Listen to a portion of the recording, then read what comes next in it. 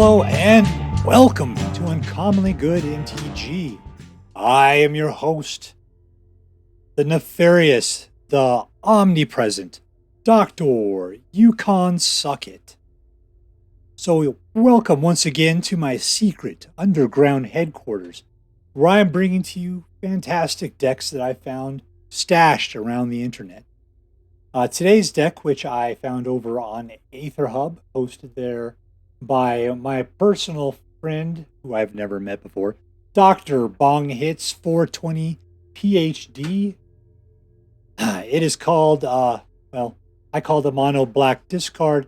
What did he call it? Dr. Bong's Gluttonous Discard. So, I was saying to myself, man, I haven't played a good discard deck in a while. Let's see if I can find somebody that's put something together and it's, different than what we played in the past. And so I found this one. And let's see, the things that are in here that I liked that I hadn't seen is I really haven't played with Junji the Midnight Sky. It has a little bit of discard action going on there. What else was in here? The Biting Palm Ninja. I remember I was playing a deck against it, and I recognized how awesome that would be in a discard deck. I don't remember if I played it in a discard deck or not, but I know I wanted to. So when I saw him in here, I thought, man, no, we're gonna play this deck. Secondly, we've got this Extract the Truth card, and I really haven't seen this played too much, but it does have a discard, and it also has a disenchant built into it as well. So both of those things are great. It fits well with this deck, and I think that's good. Of course, we have the normal Elderfang Disciple, the Acquisitions Expert. Who else is big? Oh, yeah, like the Tergrid, God of Fright. Obviously, if we're playing discard, Tergrid's going to be in there. We're wrapping it up, the high end here with Invoke Despair. The long reach of the night is doing a great job in this deck. So, let's take a look at the cards in detail, and then we'll take it out for a spin to see how well it does. Right here at the low end, we got the Bloodchief's Thirst, which I think is probably one of the best creature removal spells right now. It's also great as it takes out planeswalkers as well. And what's great about it is that, sure, for 1 mana, you could take out a target creature or a planeswalker with a mana value of 2 or less, which is a lot of creatures right now. A lot of creatures are 2 or less that are very powerful. But if you have 4 mana, then you could destroy any target creature or planeswalker. And you get to 4. That's no problem. And it's nice having early options as well as mid-game options, right? Acquisition Expert. So she's got a big butt there. She can do a little bit of defending for you. So it's a 1/2 for 2. She comes into play. Your opponent picks a card out of their hand, essentially 1 usually. And then you get to, it's dependent upon the number of creatures in your party. That whole party thing was stupid. So I tend to just ignore the fact that it even exists. So anyways, whatever they pick, you say, yeah, that's the one we're getting rid of. And you get rid of that card. So it's whatever they don't care about the most, that's what goes away. But it's about quantity rather than quality at this point. Elderfang Disciple. So you put that out, so 1/1 for 2, and the opponent just discards a card. Essentially the same thing as Acquisition Expert. We got Exact the Truth. Costs you 2. And the target, they can choose one of the following abilities here. Or you choose it. Target opponent reveals their hand, which is great. You get to see what they got, right? And then you choose a creature, enchantment, or planeswalker from it. And that is fantastic. Those permanents we're looking to get rid of, right? Then they have to discard it.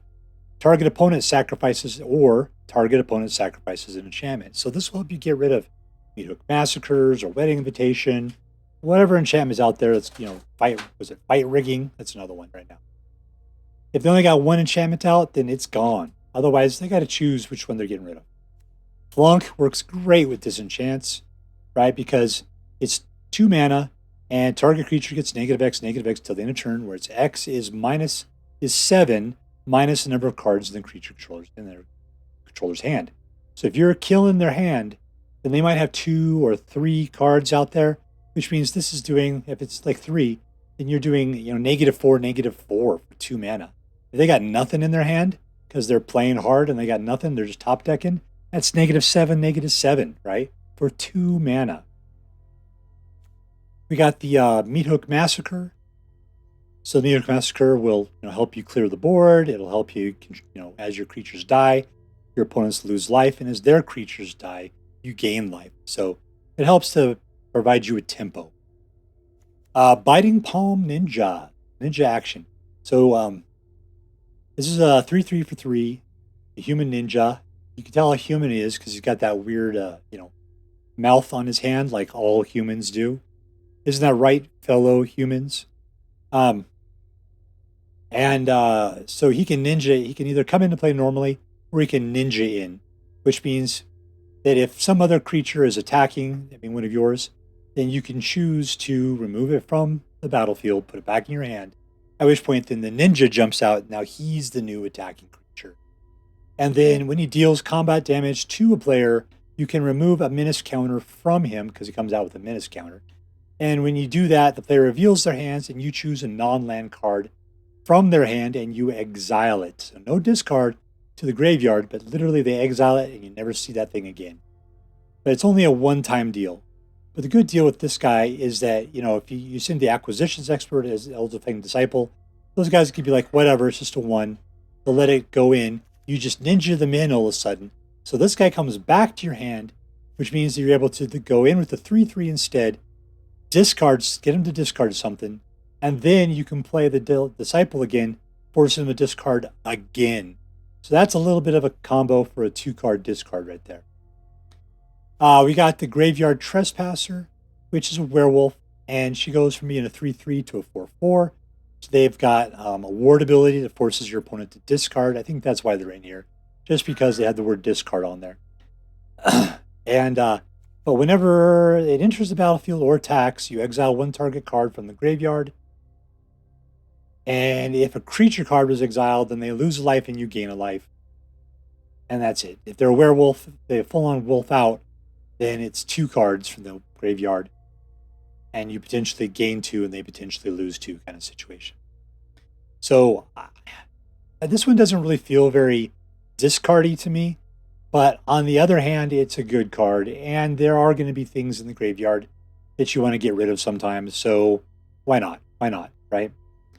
We got the Nighthawk Scavenger, and it has nothing to do with this card, but except for that the Scavenger's power is equal to 1 plus the number of card types amongst cards in your opponent's graveyard. So as you're forcing them to discard, there's going to be more card types in their graveyard, meaning that your Scavenger's power is going to be way up there. And the Scavenger's got Flying and Death Touch and Lifelink. So that Lifelink is going to provide you with a lot of life, which is going to that's going to affect the tempo of the game, which is great for you if you're on the receiving end of that tempo. The Long Reach of Night. This obviously to me is a discard deck staple because you got 2 turns of the opponent has to sacrifice a creature unless they discard a card. So, man, I just want them to discard, but if they want to sacrifice a creature instead of discarding, I guess that's good as well. Because that's 1 less creature that's trying to kill me while I'm forcing them to discard. Then on the 3rd turn, you get this 0/4, so it's got a huge butt, right? With Menace, and it's just a 0/4 until it attacks, at which point it gets plus X plus 0, which until it was at where X is the number of creature cards in the defending player's graveyard. So they might have sacrificed a couple of creatures, now those in the graveyard. We've been forcing them to discard all along. So this thing could easily be a 4, 5, 6. It's going to have a lot of meat on it. Plus, it's going to menace, requiring at least 2 creatures to block it. Otherwise, it's getting through. So these cards are great for the first 2 turns. Then they come out, they're slow for a second. But then on your next turn, your 4th turn, you're able to attack with usually a huge monster. We got 3 of those in there. Let's see. We got Junji, the Midnight Sky. It's a 5/5 flyer for 5. It's got Menace. And when it dies, each opponent discards 2 cards and loses 2 life. Or you put a target non-dragon creature card from your graveyard onto the battlefield, and you lose 2 life. And who would that be you bring back? Maybe the Nighthawk Scavenger. Nice thing is he would have lifelink. And he'd probably be pretty buff. So I would recommend a move like that if let's just say you've already been doing a good job of forcing them to discard. We got Tergrid, God of Fright. Now, it's funny, I don't usually play the God of Fright myself. I usually play Tergrid's Lantern. The reason why is that Tergrid herself is fantastic. Look at that. She's a 4/5 with Menace. And it says whenever an opponent sacrifices a non-token permanent or discards a card, you may put that card from the graveyard into the battlefield under your control. So that means you get all of this great stuff. The problem is that creature removal is so prevalent right now that it's super hard to keep creatures on the battlefield. And Tergrid is a creature and she will die. So Tergrid's Lantern is an artifact, and basically it says target player loses 3 life unless they sacrifice a non-land permanent or discard a card. So it's a lot like the Long Reach of the Night that they have to sacrifice creature or discard a card. This says you have to lose 3 life or sacrifice a creature or discard a card. So between the Lantern and the Long Reach of the Night, they're having to make a lot of choices over which resource they're giving up on. The nice thing about the Lantern is you got 4 extra mana, you can recock it in the same turn and play it again. It becomes a real pain in the ass. And if they don't have any sort of artifact removal, then they can't do anything about it. And it's a lot harder to remove artifacts than it is creatures. So I recommend going for Tergrid's Lantern unless you were absolutely sure that they don't have any good creature removal going on. Invoke Despair. I mean, what's to say? Invoke Despair is a good card in any black deck, right? Especially if you play mono black, because you have to have 4 black to be able to do it. Target opponent sacrifices a creature. They also have to sacrifice an enchantment and a planeswalker. For each one of those that they cannot sacrifice, because they do not have one, they lose 2 life and you draw a card. So potentially they could be losing 6 life and you could be drawing 3 cards. But some mixture in between there. Invoke Despair is such a good card. We got 2 Eye Tyrants. We got 2 of the mill and return creatures or planeswalkers back to your hand. There are no planeswalkers in here. So you will be bringing a creature back. Or you could use as black mana. Got Field of Ruins, 2 of them to help protect you from manlands. And we got 18 swamps rounding us off there. There's nothing in the sideboard. So, let's see, how many lands do we have altogether? 24. So that is the deck. Let's take it out, see how it does. And we're playing against Khildar. That sounds ominous. We got 3 mana and a bunch of good stuff to play with. Let's see what we can do. Khildar.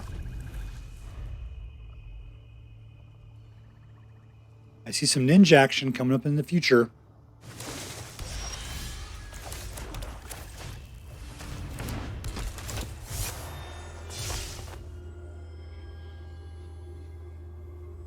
This is also looking very mono green aggro.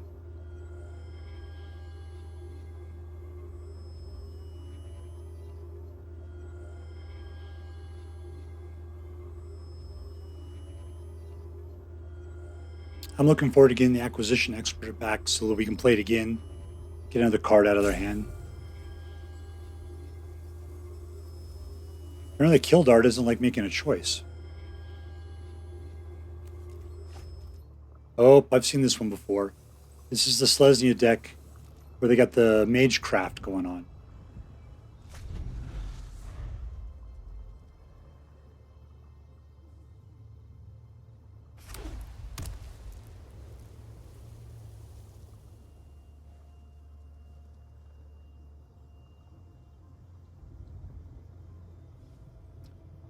Khildar.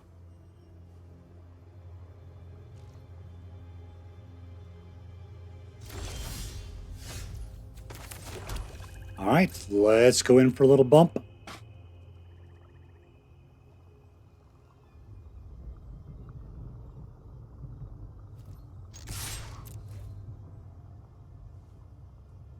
Here he comes. He's flailing his little ninja stuff.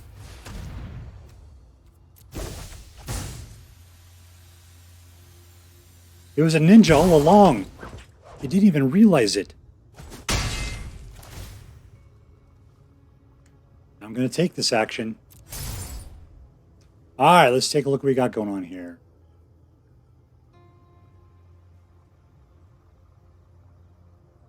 Who are we going to kill?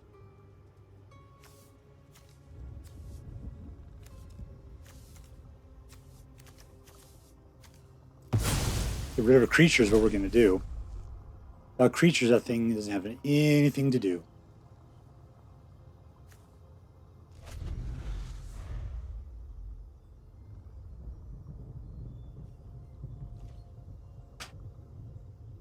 Really nice to get another mana on the next turn. Didn't get it, though. Alright, let's go back for the acquisitions expert. We'll extract truth next time, probably.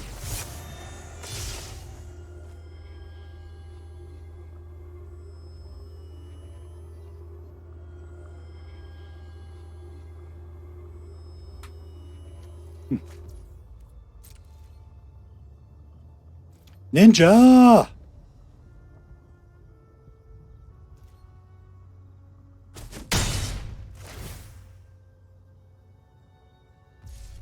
Alright, we're done.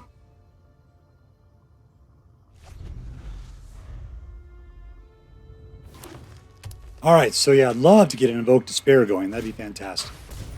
But they got a creature.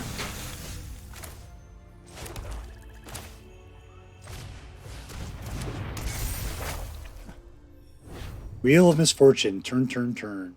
And what choices will they learn?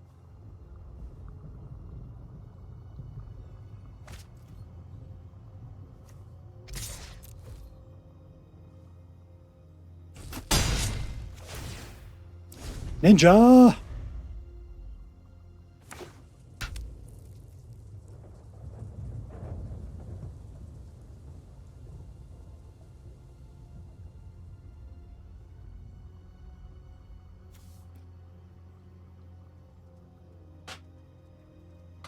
Does that cost 3? Okay.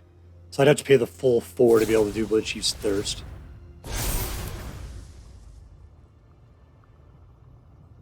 That gives them trample. Usually they got hexproof in there somewhere.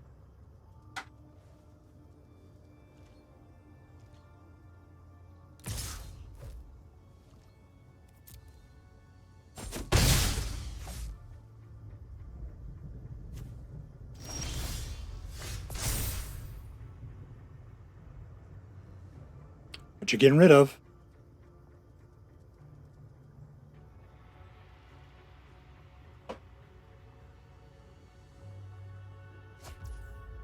All right, let's get rid of what else is in there. I'm expecting them to rage quit here in a little bit. There we go. He's trying to save his dude.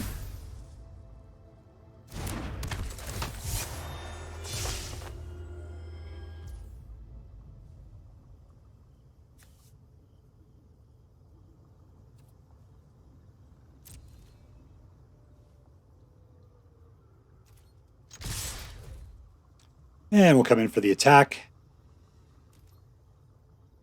Probably use the second acquisition expert as a speed bump.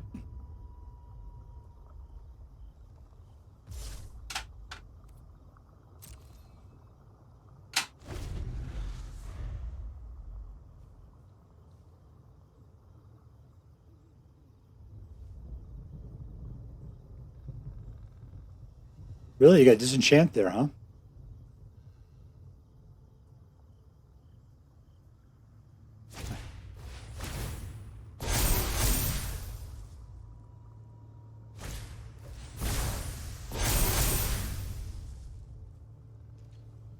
As long as he doesn't have life gain.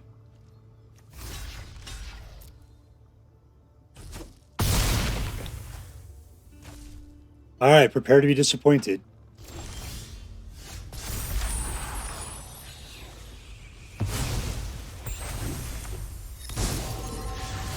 Here comes the despair. Pop, pop, pop, pop, pop, pop. And we win! Victory! And we're playing against Leo with an appropriately used lion avatar there. We got 3 mana, 2 acquisition experts, and a Nighthawk Scavenger. Let's keep it. One.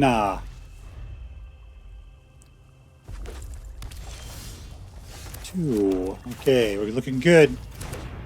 Always like to be able to play that Invoke Despair, which requires 5. I'm getting the feeling this is a Rakdos deck with, nope. Looks like we're looking at Gruul so far.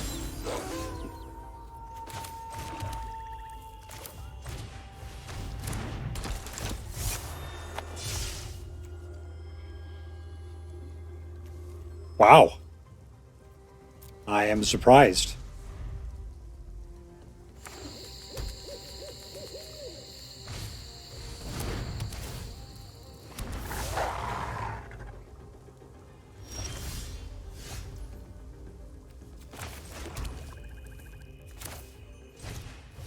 Alright, so we got a couple of flunks which are going to do fairly well.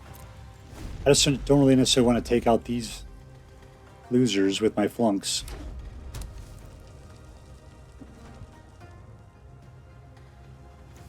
For the instance, that's good. Right now I can kill things up to 4.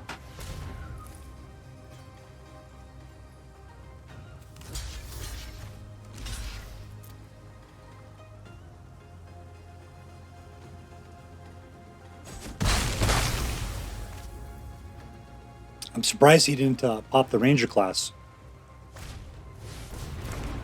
Yikes. Alright. You know what I can do? What does that require? Ward 1?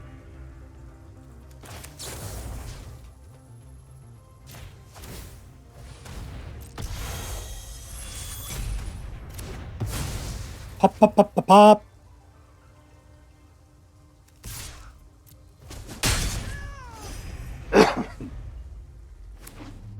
Alright. Nighthawk Scavenger. Doing Nighthawk Scavengers do best.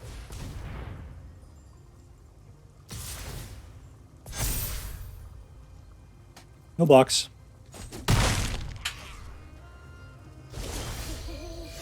Oh, we're getting all the flunks in Chinatown, aren't we?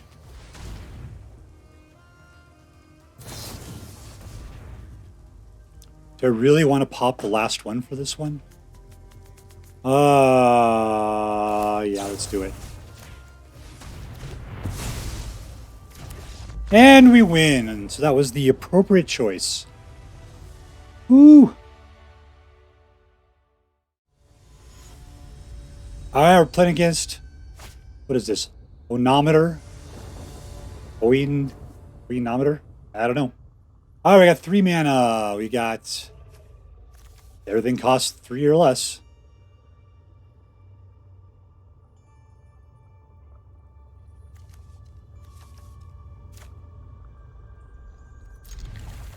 I wish I could get that Biting Palm Ninja out by ninjaing him on top of something else.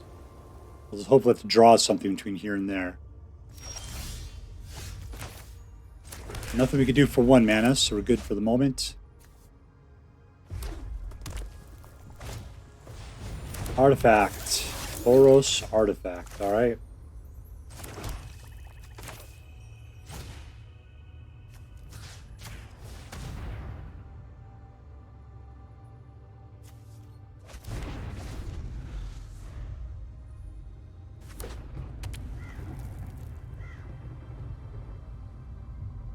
Next turn I'll have 3.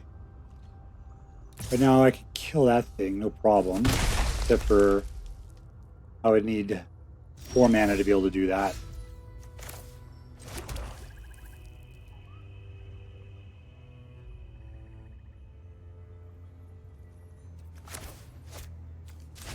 Looks like Biting Palm Ninja's gonna have to go out slow.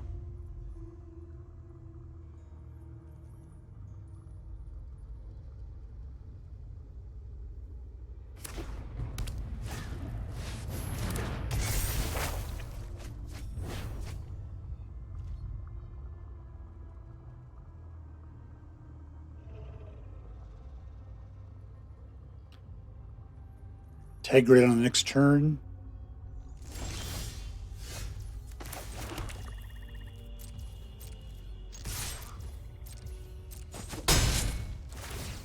take the action. Get rid of Elspeth. You people.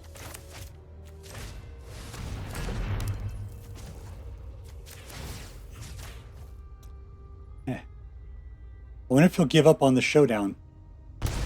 Nope. Life.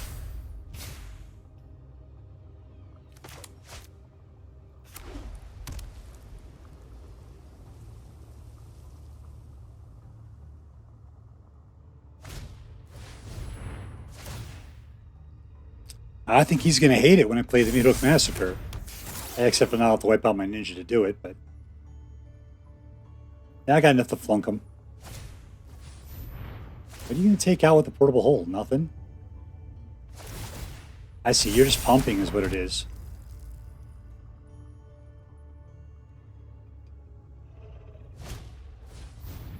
Yep, he's going for the pump.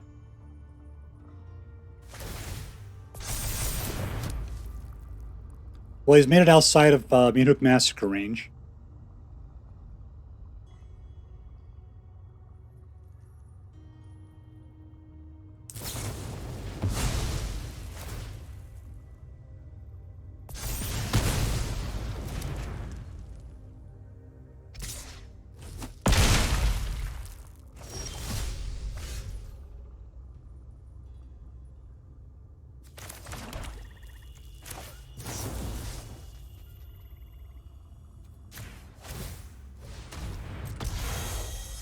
Auto pay.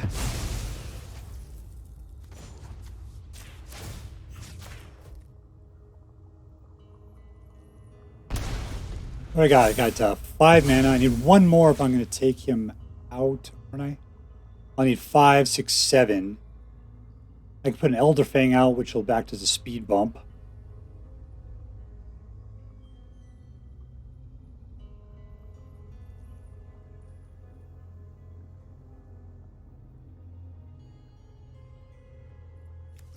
Anything worth bringing back? A ninja. Ah, that sucks.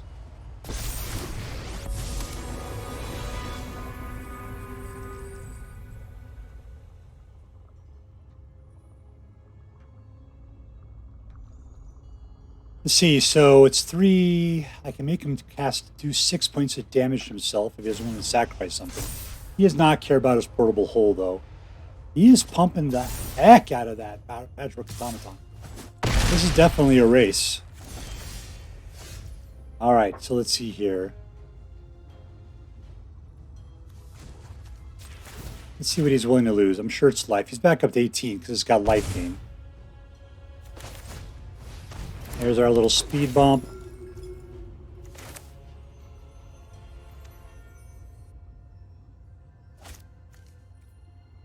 What do we got here? We got 5, 6. I'm not going to be able to get that over. That's it costs too much. We just got to let it go. I should. Yeah, no, I needed to do this.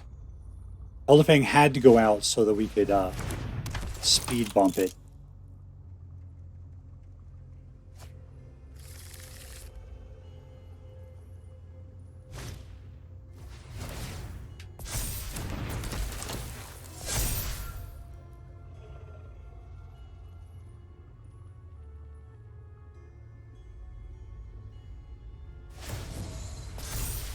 Just flying, we're dead.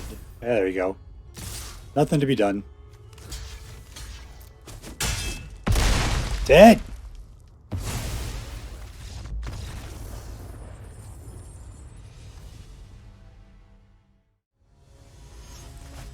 Alright, we're playing against Sugarice. Sugarice.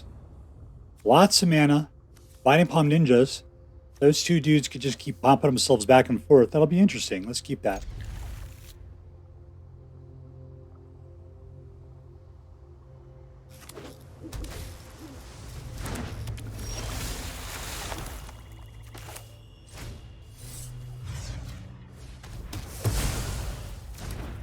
You think we're playing against Mill here, or is this just rogues?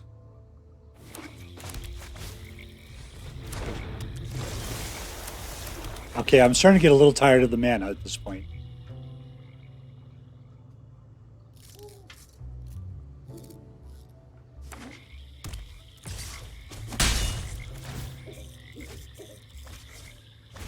Oh, there's just to be another mana coming up. What am I, top loaded? We're playing against ninjas ourselves.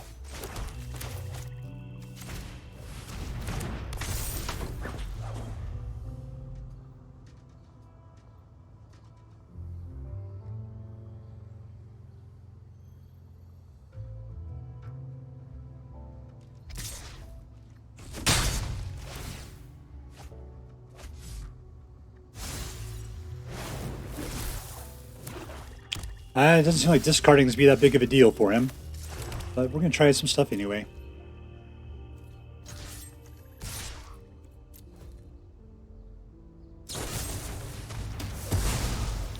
Well, that didn't work out well, did it?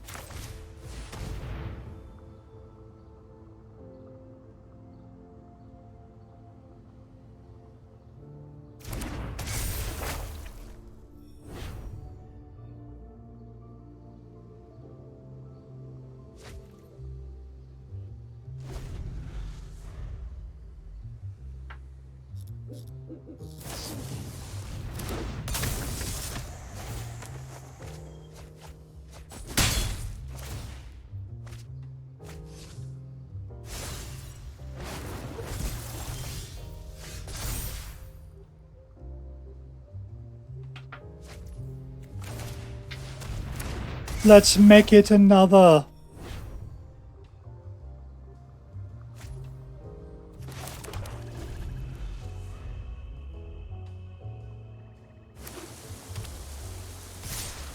I don't know if we're losing the race or not. I mean, they definitely have creatures out.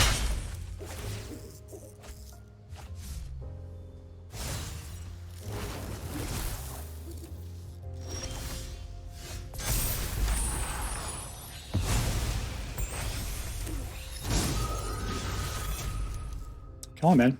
Let it go. Oh, I see. He's got to sacrifice something.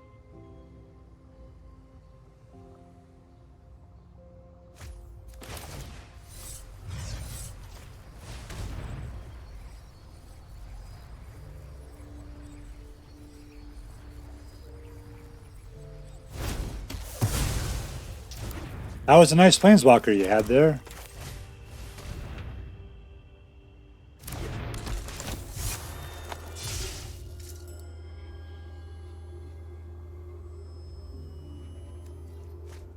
You have 0 creatures in there? Is that the deal? Or 1, I see. So when he attacks, he gets his power. Both flying.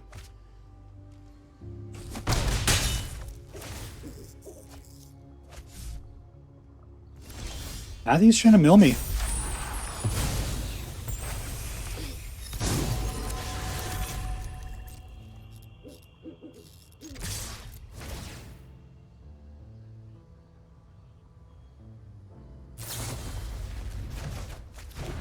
Cool.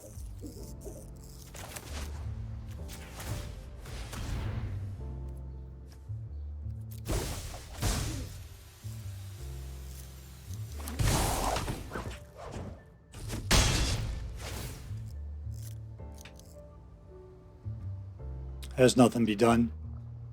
Decline and make him sacrifice a creature.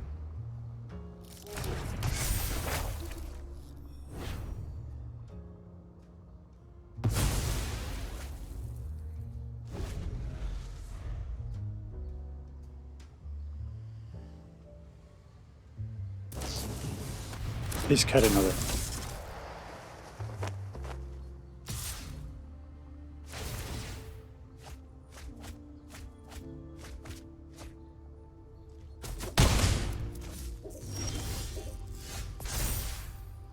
Guess who's sacrificing another creature?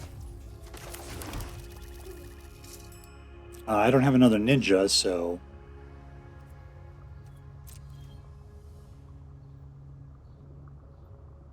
I guess that we're just going in for the attack.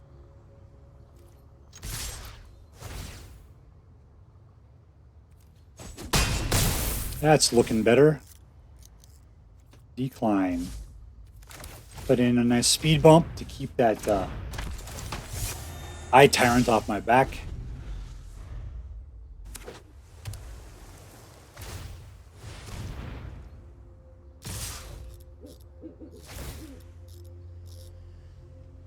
Oh, I see. Menace. Can't do anything about that. I guess I have to leave a couple back to block this next time.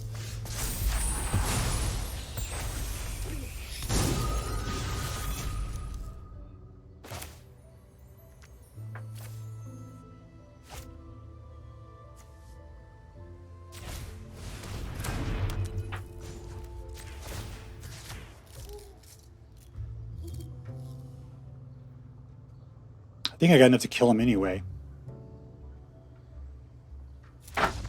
And we win! Yeah, I didn't do the math there, but yeah, we were already victorious.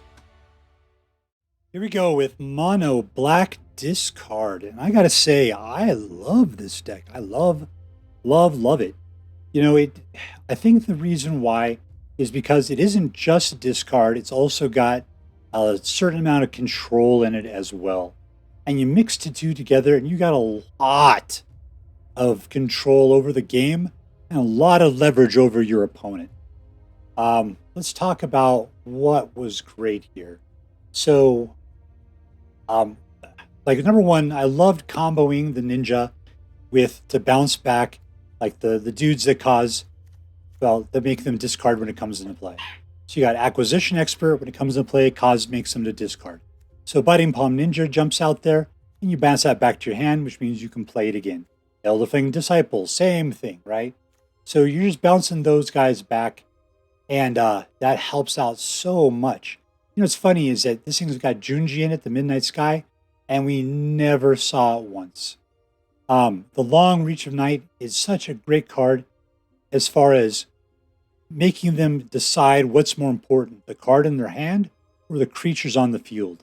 And you're playing two of those at a time. It's just so overwhelming to them. So what they have to do, the sacrifices they have to be able to make to be able to keep themselves going. And eventually when they don't have any cards to discard, it's just creatures getting wiped off the board. Extract the Truth. You know what? One thing I like about this is that it is for two, you know, you can go through their hand and get rid of a creature, enchantment, or planeswalker, right? But you also have the ability to force them to sacrifice an enchantment. So provided they only have like one enchantment, it's a real pain in the butt. It's a little bit of enchantment removal right there, right? You know, Flunk worked out really well because with them losing out on cards in their hand, easily you were able to kill something up to 7 with only 2 mana, which is great. What else was working great here? I guess what I liked is that, you know, the Black Kamigawa land, you know, you're killing your guys. Your guys are getting killed, but their enter the battlefield effects are really nice. So therefore, you could use this to go and fetch them back and return them to your hand and play them again. Like if I were to have any ninjas die, that's probably what I would do to try to get them, you know, get them back and get them back in the loop of looping your dudes back through, getting that discard engine working again. Invoke Despair, man, that is so nice. I mean, it is just at the end there, just killing whatever creatures or planeswalkers or enchantments they have out. Or, you know, and then otherwise, what do? They lose 2 life and you draw a card, giving you a little bit of card draw advantage there. That is so nice. So, you know, we got Graveyard Trespasser in here. And it's mostly about, it's not discarding, but it definitely attacks their graveyard. So if they have anything with flashback or, you know, if they're playing Reanimator, you can get rid of the big creatures, things like that. So I got to say, I really like the balance of this deck. I thought that it worked very well. You know, one time we ended up losing, but it wasn't.